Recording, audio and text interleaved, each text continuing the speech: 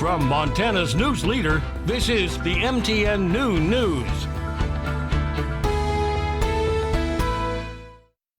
Good Monday afternoon. Thank you for joining us on the Noon News. I'm Victoria Hill in for Andrea Lutz. We're just 4 months away from living in a state where marijuana is legal. We'll find out what authorities are doing to get ready. But first,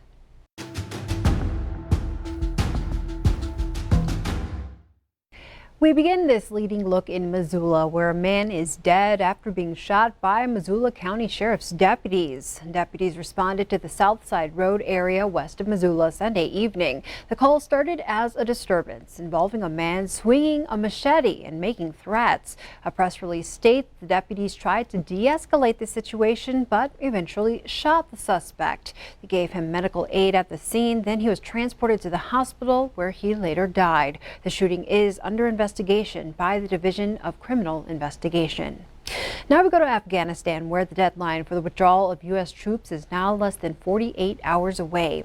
As operations begin to wind down, the threat of violence is increasing. Yesterday, a U.S. drone took out a vehicle the Pentagon says was heading to the airport with bombs inside. And to wrap up our leading look, it's a benefit that millions of eligible American families have enjoyed the last 2 months, a monthly check from the IRS to help raise your kids. The child tax credit was promised as a means to end child poverty. Today, reporter Joe St. George shows us if the program is working. The middle of the month has never felt so good. On each one of these dates, tens of millions of eligible American families received monthly child tax credit payments. Checks will continue to be deposited through the rest of the year on the 15th of the month. And while everybody likes money, a big question for policymakers: have the monthly child tax credit payments decreased poverty? Our estimates show a notable decline in the monthly child poverty rate. Meet Zachary Parolin. He's with Columbia University's Center on Poverty and Social Policy. So initial estimates suggest that most recipients of the first payment of this expanded child tax credit are spending the majority of that $250 to $300 per child on food. How does he know? Well, each month the U.S. Census Bureau sends out what's known as the Household Pulse Survey to about 1 million households nationwide. One of the questions they're asking now is, did you receive the child tax credit? And how are you spending the money? Those questions and others allow Parolin to calculate a poverty rate, which he says has drastically improved since the payment started.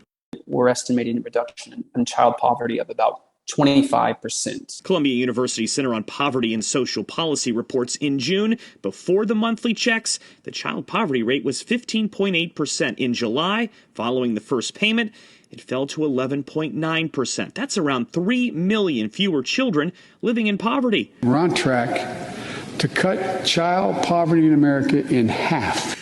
It's not been a perfect implementation, though. President Biden promised a much bigger reduction during his address to Congress earlier this year. And while Parolin says that's still possible, the reason poverty hasn't been cut in half yet is because many of America's poorest families who haven't traditionally filed taxes haven't signed up to receive the money. Parolin believes 3 to 5 million people could be getting checks but aren't because they aren't in the IRS's system. It's those families that didn't earn enough to have to qualify for paying taxes, that don't receive the payments automatically and have to do some extra work to sign up and actually receive the benefit. For the moment, parents, it's only a perk for 2021, which means there are only 4 of these payments left. There are efforts on Capitol Hill to make it a permanent perk, but so far that's included in a budget reconciliation package that still has several weeks, if not months, of negotiations to go, and there's a chance it doesn't pass at all.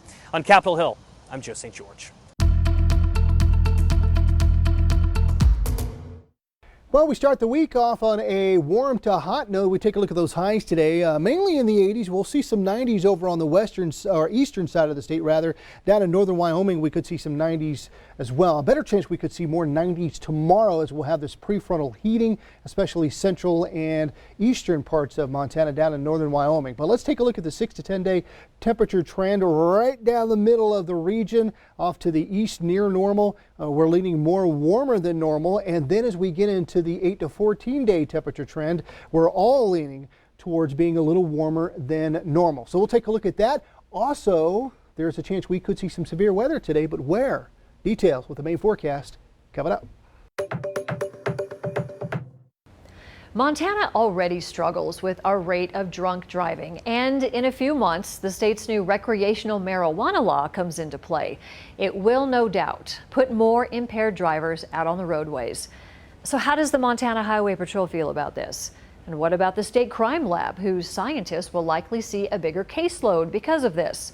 Well, as we found out in our ongoing Under the Influence report, they're already gearing up. At the State Crime Lab in Missoula, high-tech machines like this one screen blood for a specific classification of drugs, pinpoint what the drug is, if it's meth or opioids or marijuana, and then another one measures the level of that drug in a blood sample.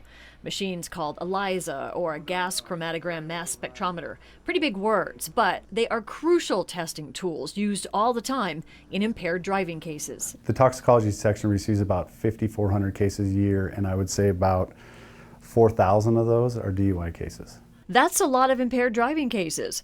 The crime lab experienced a drop-off in DUI testing during the COVID lockdown, but once businesses reopened, the caseload increased. Often, it's a drugs and alcohol situation when someone is pulled over. When you're talking DUIs, it could be from ethanol or it could be from drugs. And we'll immediately run the blood alcohol on it, the ethanol on it. And if anything below, we've set a mark at 0.1, so anything 0.1 or below automatically triggers a drug test as well. Come January, recreational marijuana will be legal for sale in this state.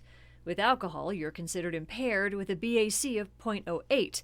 It is different for marijuana. There is a per se for marijuana as well, and it's 5 nanograms per milliliter. So that's the amount that you can have for you're legally over. The crime lab in Missoula says marijuana, meth, and alcohol are the things most often popping up on a DUI drug test.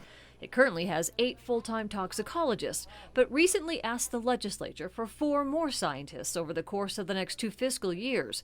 This in preparation for an anticipated demand for testing. Nearby Washington State legalized recreational marijuana in 2015, so I called the Washington State Patrol to ask what impact did that have out on the roadways. They told me they don't differentiate between the kinds of drugs involved in impaired driving, but anecdotally, the officer told me they did see an increase in impaired driving once marijuana became legal. Highway Patrol spokesman Sergeant Jane Nelson also says they anticipate they'll have more impaired driving arrests once marijuana becomes legal. However, troopers are already trained to identify what might be impairing a driver, be it alcohol, drugs, legal or illegal, or anything else that may cause somebody to get pulled over. We have what they call the A-RIDE training, which is the Advanced Roadside Impairment Detection. And really what that is looking at is beyond the basic maneuvers that we see for alcohol impairment. Now there's different things that we look at for impairment with illegal or prescription drugs. We don't want to forget about that. And so we have all of our troopers across the state, most all of them are trained at that level, and then we're increasing every year more drug recognition experts. So these are troopers that have had even more training in really the examination of individuals to determine whether they're intoxicated. However it pans out come January 1st, law enforcement and the scientists, well, they're ready to adjust to an ever-changing landscape out on Montana's roads. We're starting to see other drugs creep in, and those are things that we have to prepare for. It's an epidemic that we all need to do our part to help cure. And I was in Spokane, Washington recently. I did hear several public service announcements regarding marijuana use, explaining how edibles work and how this generation's marijuana might be different from what some remember from years ago. The tagline was, "Drive high, get a DUI." It's all part of an awareness campaign that is no doubt coming to Montana in just a few months. In Missoula, Jill Valley, MTN News. Up next, Miller is back with another check of today's weather. Plus, what happens if you give a child a book? We'll find out as your local MTN station launches its latest campaign for childhood literacy. The MTN Noon News continues right after this.